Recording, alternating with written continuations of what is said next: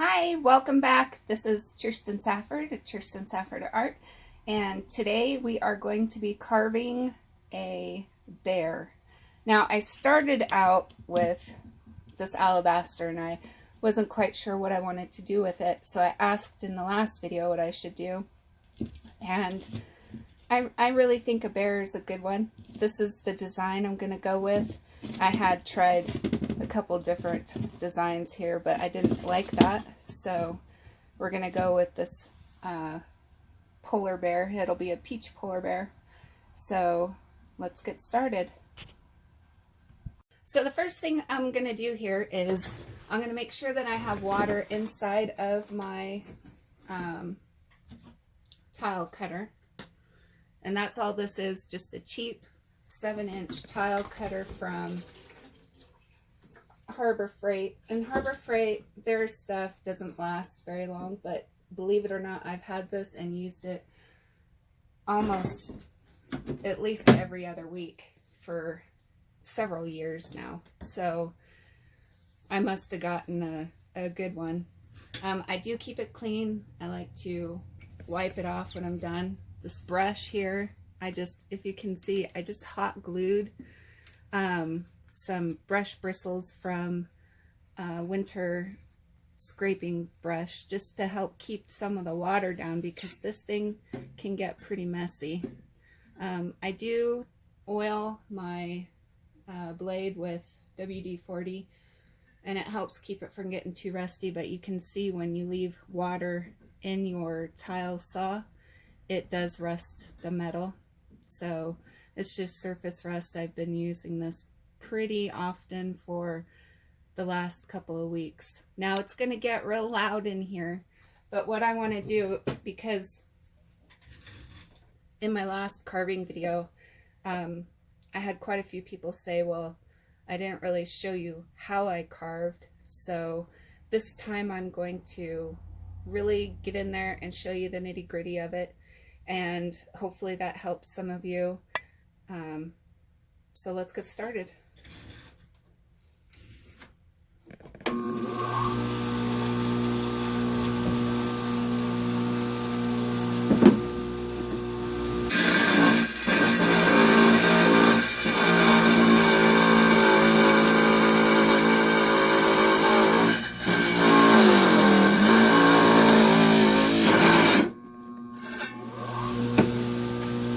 So as you can see, a 7-inch blade will only do about 1.5 inches to a 2-inch cut. So I'll have to go back on the other side and cut it the other way.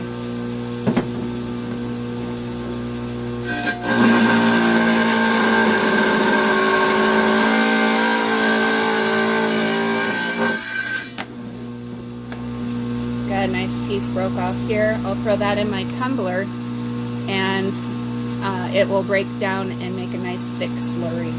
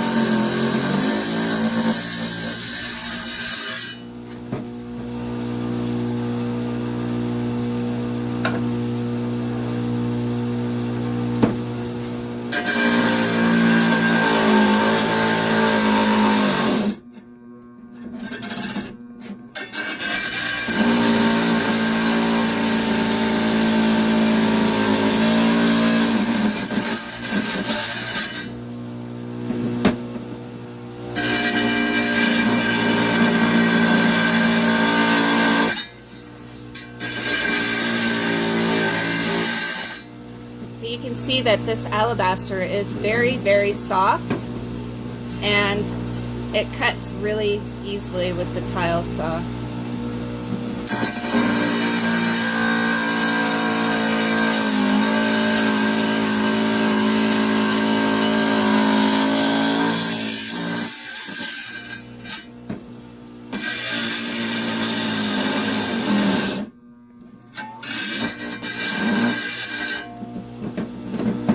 You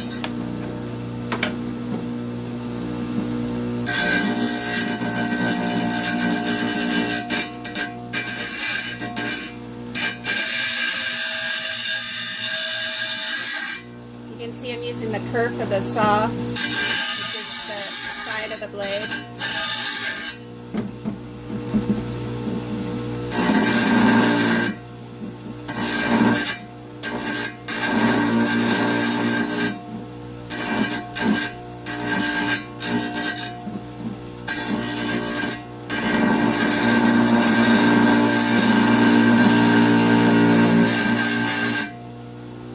I'm just shaping it now.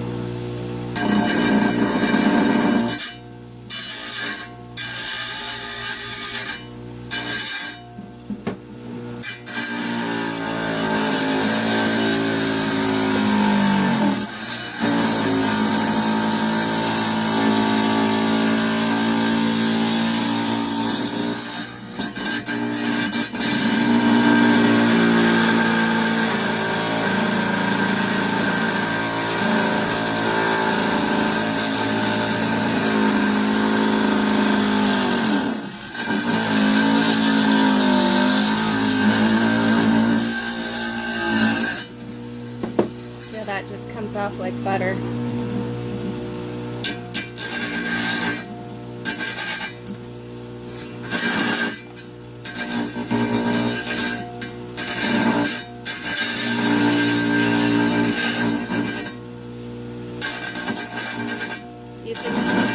Using the saw like this does take some practice, but it does help that this is a very soft stone.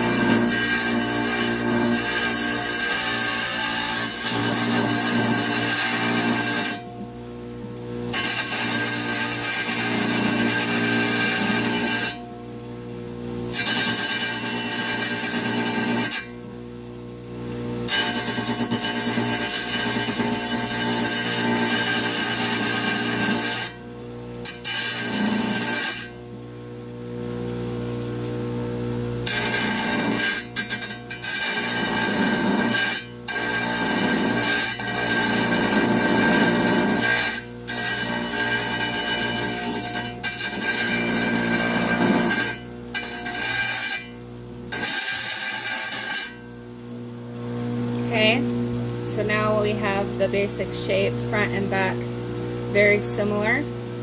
Okay, so now I'm going to go ahead and even this up right here, cut that section off.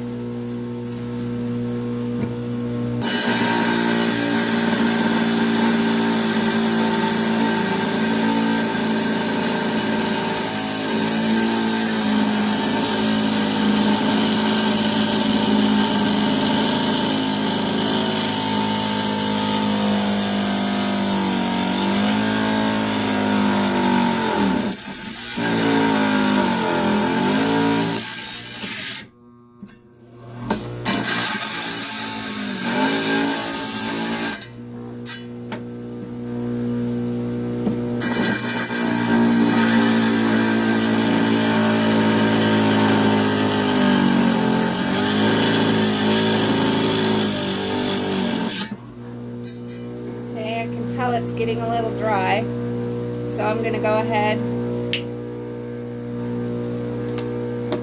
and put some more water in here. And to do that, I just use this Dawn bottle, and you can either put it in where the saw is itself until you can feel the water running again, or you can open it up. But I have all this mess in the back. I don't want to mess around with that.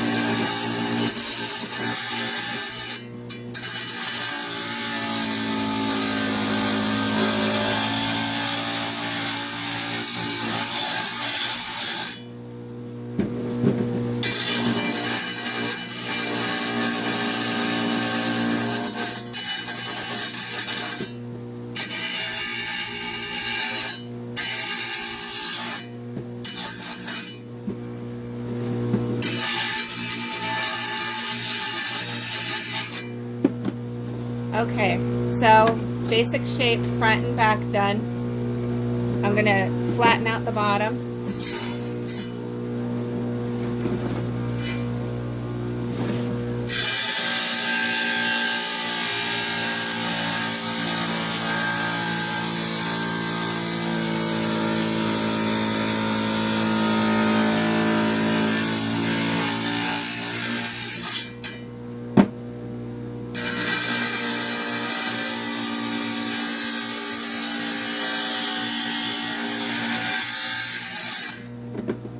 Okay, bottom is flat, and I'm going to go take this in the house, rinse it off, and draw the shape, the design back onto the front and the back, and then we'll go from there.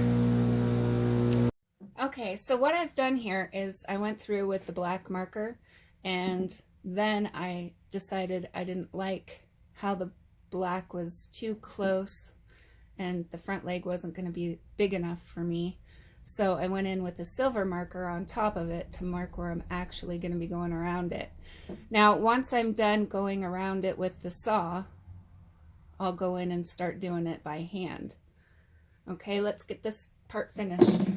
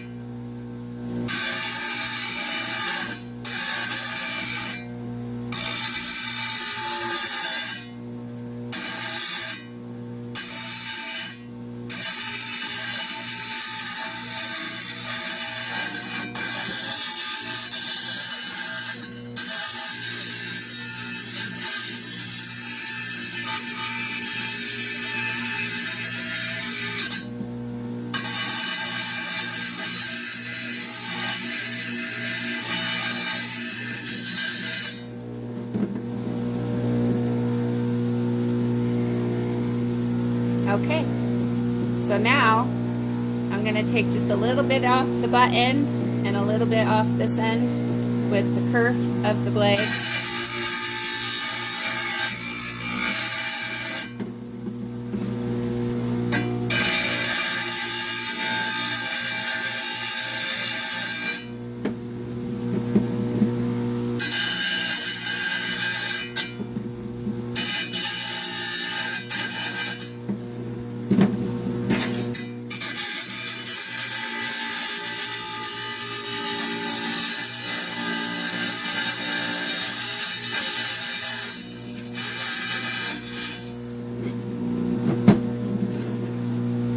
Now we have our bear. So I'm going to go in and I'm going to do some more carving on this, but I'm going to do it by hand. That's the next step. Okay, so for the next step, I'm using this woodworking tool. I forget what it's called. I think it's called a dirty bastard or a bastard, but it is dirty. So it works both ways. On all I'm going to do is I'm going to take the sides down so that it is more rounded, and that's about all I'm going to do here with this.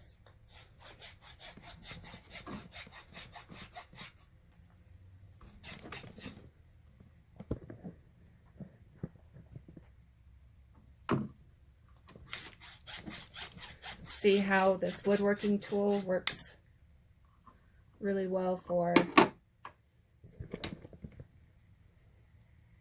I barely went over it and it's already taken off quite a bit. So I'm going to get my camera set up over my workstation so I'm not working over my saw, and I'll get right back with you. So as you can see, I have a great big piece of this peach alabaster. It's my last piece, so we're not using that.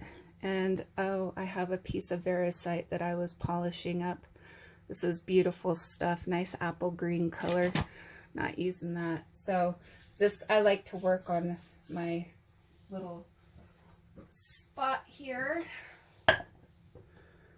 Now that I know you can see me, I'm just going around the edge and softening it up.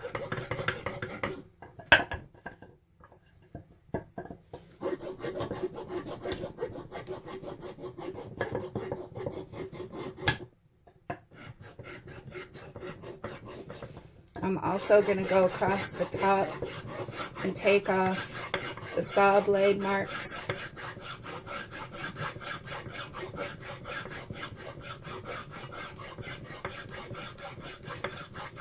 Now I'm not too worried about the dust flying up from this because I am using it by hand and it is pretty moist.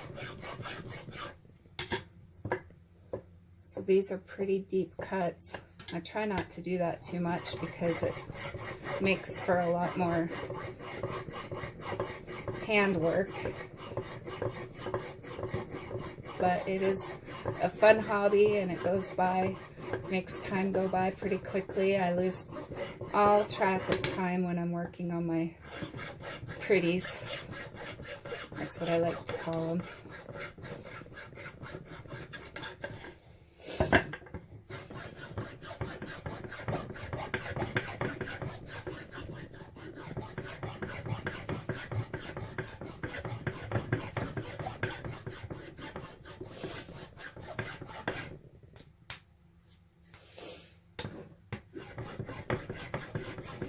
Once I notice the dust start flinging around, I'll spray it with water.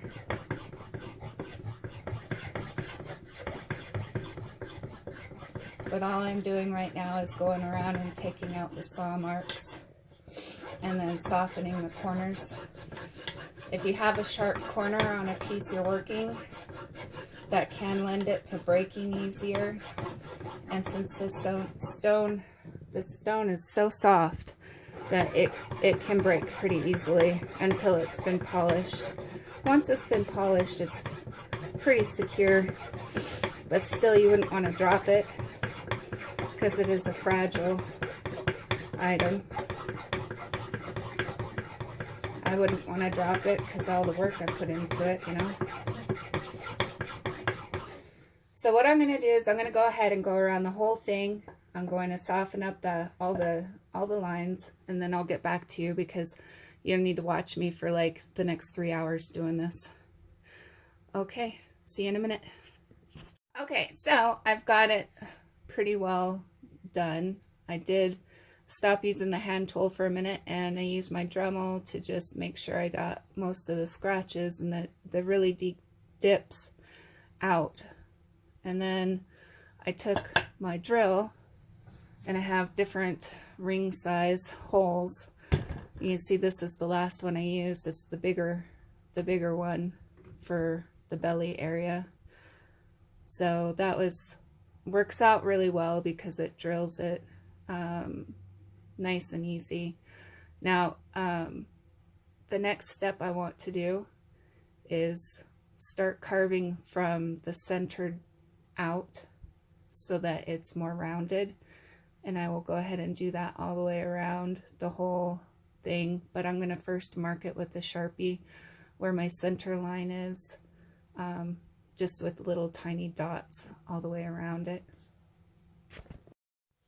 Okay, so what I've done is I've marked the spots that I don't want to carve down. I marked the center point on both sides, and then I've marked the center line all the way around, also marking the spots that I want to carve. Now I'm going to go ahead and do some of this work with the wet tile saw. So we will just come right back over here.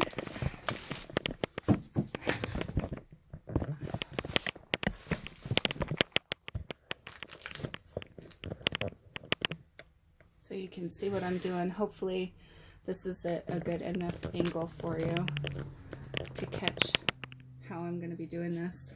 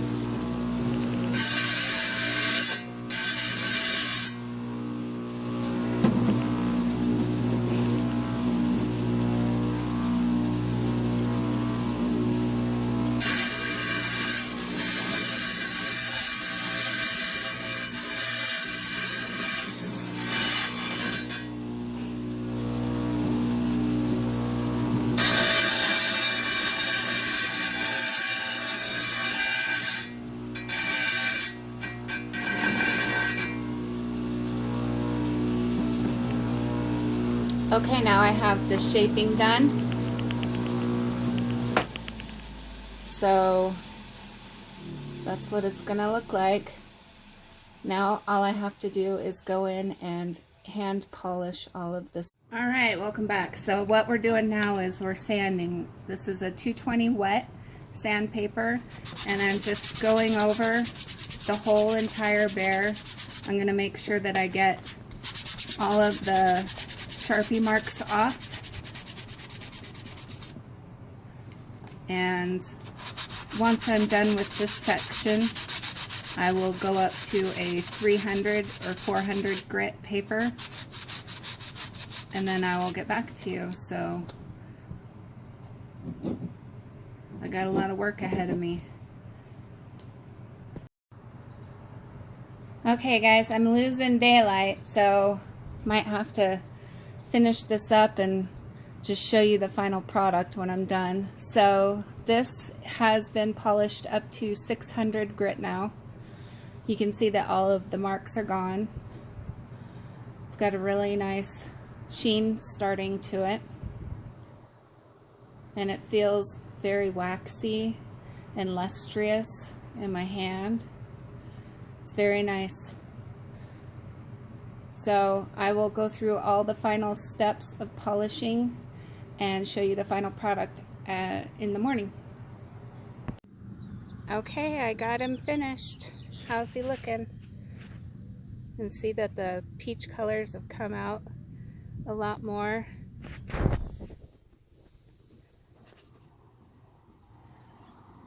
It's nice and soft, nice and shiny.